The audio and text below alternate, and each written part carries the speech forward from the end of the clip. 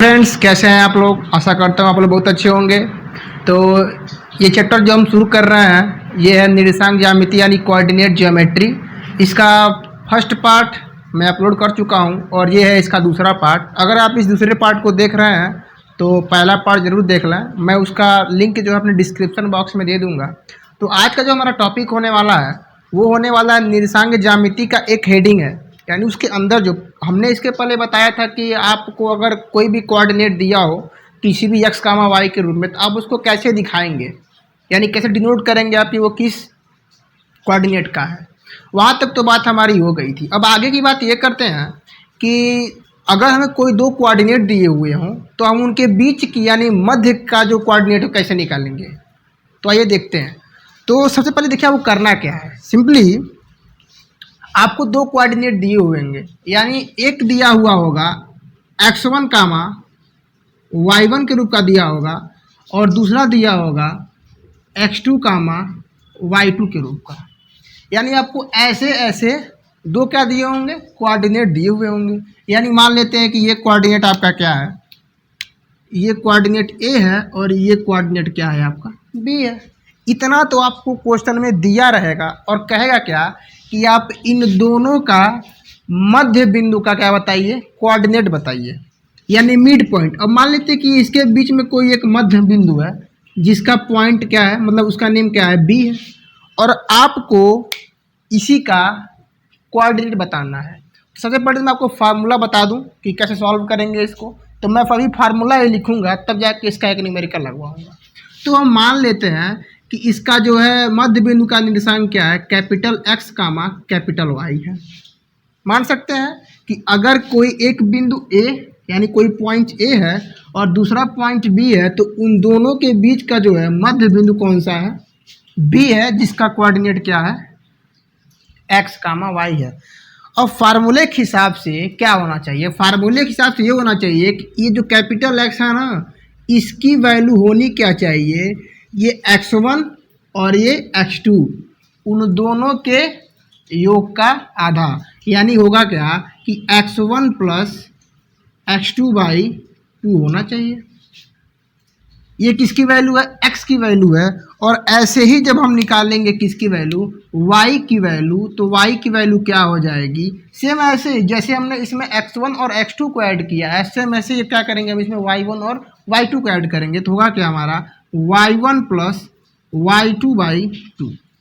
और ये हमारा फार्मूला बन के रेडी है। कौन सा फार्मूला है ये, दो निर्देशांकों के मध्य बिंदु के निर्देशांक का फार्मूला है। यही दो फार्मूला आपको लर्न होना चाहिए। अगर ये दो फार्मूला आपको लर्न है तो आप ये न्यूमेरिकल कर ले जाएंगे। सिंपली आपको मैं दो न्यूमेरिकल करा दे रहा हूँ। फर्स्ट न्यूमेरिकल लेकर चलते हैं कि मान लीजिए अगर दिया हो एक पॉइंट आपको दिया हो, सपोज दैट ले लीजिए दिया हो 4 कामा 5 दिया हो, और इसी के बाद एक बिंदु आपका दिया हो क्या 5 कामा 4 दिया हो। सॉरी, इसको ऐसे ले लीजिए 4, ये 2 ले लीजिए और इसको आप ले लीजिए 3 ले लीजिए, यानी 2 कामा 3 कुछ भी हो सकता है। मैं बस एग्जांपल ले रहा हूँ कि ये दो बिंदु है और ये मान लीजिए कोई बिंदु A है और ये बिंदु क्या है B है, और इसके बीच में जो बिंदु है मध्य बिंदु का कोऑर्डिनेट आपको बताना। तो आप करेंगे, आप फार्मूला लगाएंगे। हम मान लेंगे कि ये क्या है x कामा y है मध्य बिंदु का निर्देशांक। अब इसको तोड़ेंगे, आप देखिए कैसे।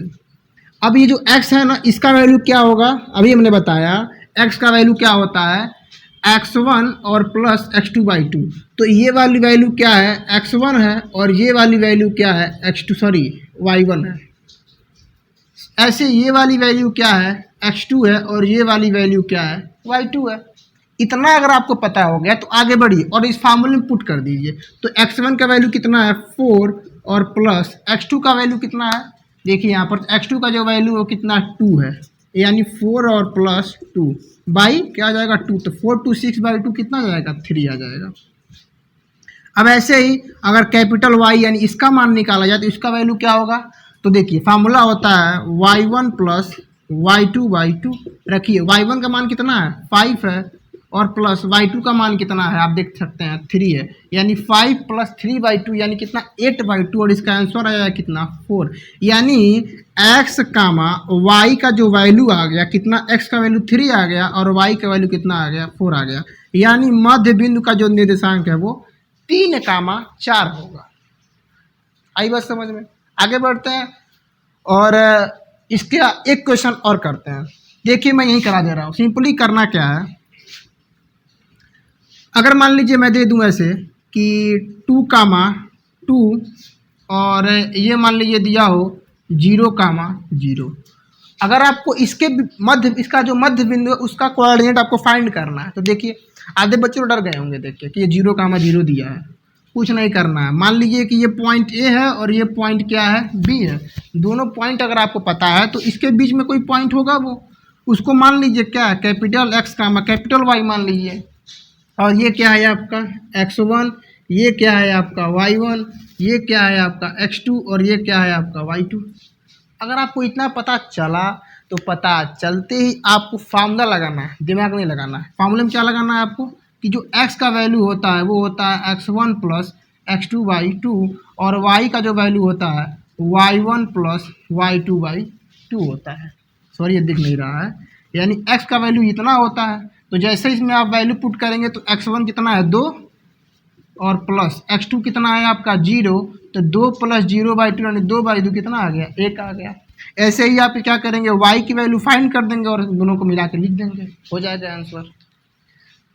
ये तो था मध्य बिंदु का निर्देशांक कि अगर कोई आपको 2 पॉइंट दिए हुए हों, यानी 2 कोऑर्डिनेट, अगर एक कोऑर्डिनेट ये ए है और दूसरा कोऑर्डिनेट क्या है बी है, और उन दोनों का मध्य बिंदु का अगर आपको निर्देशांक फाइंड करना, मान लीजिए कोई पॉइंट सी था कि मध्य बिंदु का निर्देशांक क्या होगा, तो सिंपली आपको हमने ये क्या बताया, 2 फार्मूले बताए हैं कि एक फार्मूला ये है और एक फार्मूला ये है। जैसे ही आपको एक क्वेश्चन दिखेगा सबसे पहला काम ये है, आपको कोई ना कोई 2 पॉइंट दिया रहेगा, एक पॉइंट सॉरी दिख नहीं रहा है, आपको कोई ना कोई 2 पॉइंट दिया रहेगा। ये करना क्या है आपको कि ये मान लीजिए कोई पॉइंट ए है, ये दिया रहेगा आपको, और एक दूसरा पॉइंट क्या है आपका बी है। तो 2 पॉइंट अगर आपको दे रहा है तो दोनों का कोऑर्डिनेट दिया होगा, यानी x1, y1 और दूसरा क्या दिया रहेगा x2, y2 के रूप का। तो जैसे ही आपको ये पता चल गया x1 y1 x2 y2, तो सिंपली आप करिए कि ये 2 फार्मूले जो हैं आप इन दोनों फार्मूले में वैल्यू को पुट कर दीजिए। यानी अगर आपको वैल्यू पता चला तो फिर दिमाग नहीं लगाना, क्या है हमको फार्मूला लगाना। फार्मूला लगाइए और आंसर प्राप्त कर लीजिए। तो तब तक के लिए दीजिए मुझे इजाज़त। अब मिलते हैं आपसे अगले किसी नेक्स्ट वीडियो में नए टॉपिक के साथ, और इसका जो है अगला पार्ट 3 जल्दी आने वाला है। बाय।